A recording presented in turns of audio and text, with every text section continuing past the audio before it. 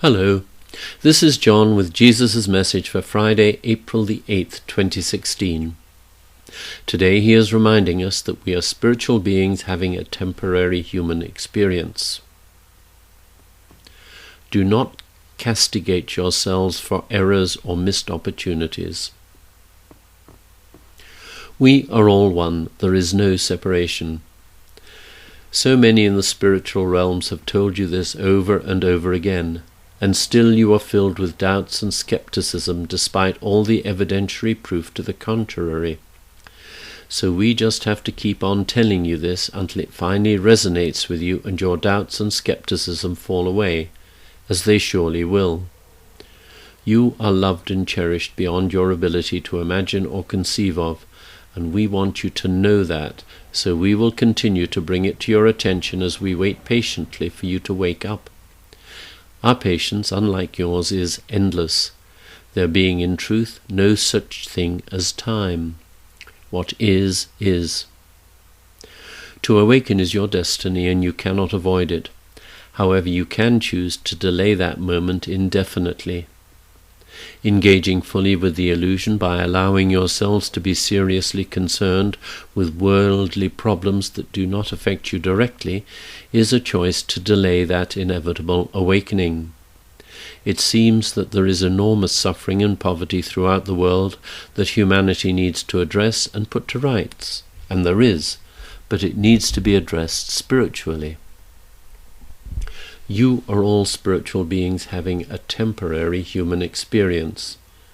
It is a little like going to the movies or to the theatre.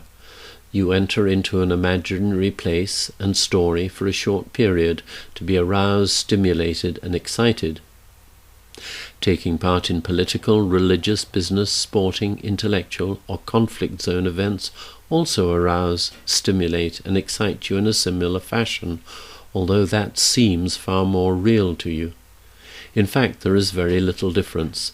The illusion is illusory, a dream or a nightmare depending on the part you choose to play in it, and you make that choice in every moment.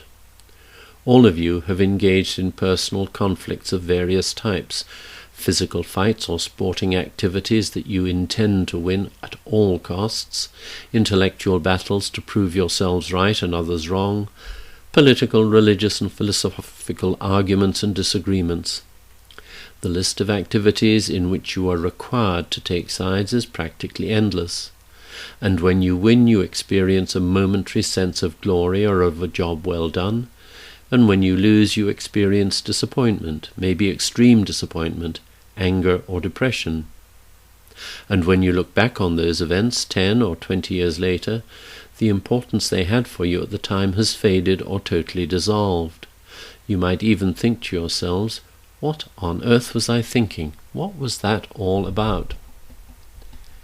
However, if you positively establish and maintain yourselves on a path of love, treating all others with respect and compassion, refusing to judge anyone, of course in certain situations some discernment or discrimination will be called for, and basically intending to operate from your true nature, your eternal and spiritual nature, intending to be loving in every situation, then when you look back on your lives you will be aware of a sense of satisfaction, of peace, and of personal growth that has resulted in you gaining some wisdom along with an increasing ability to accept whatever arises. Living in the moment, as opposed to focusing your attention on the glories or pains of the past, or hoped-for pleasures and joys, or worries and anxieties that lie ahead, is a far more uplifting and satisfying practice. Remember, before you incarnated as a human, you laid out a life path that would constantly present you with the lessons that you had chosen to learn.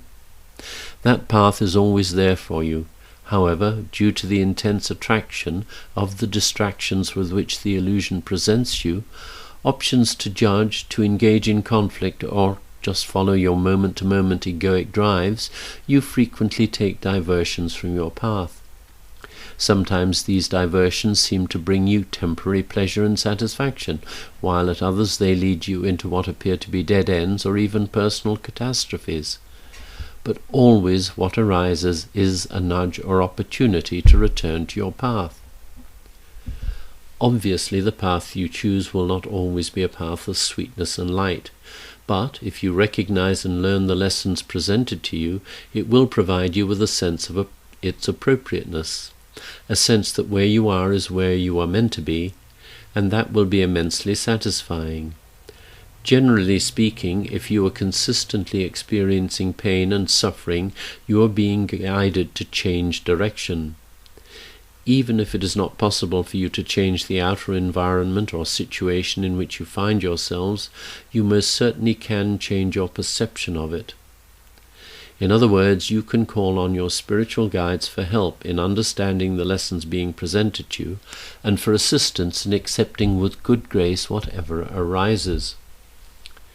Whatever the situations in which you find yourselves embroiled, if you make the choice and the intent to be loving, accepting, and forgiving, of yourselves as well as of others, you will find that your perception does change, enabling you to deal far more positively with what is arising. Truly, to make the most of your experiences as a human on earth, all you need to do is accept, without judgment, whatever arises, and accept that there is a lesson for you here that you have chosen to receive.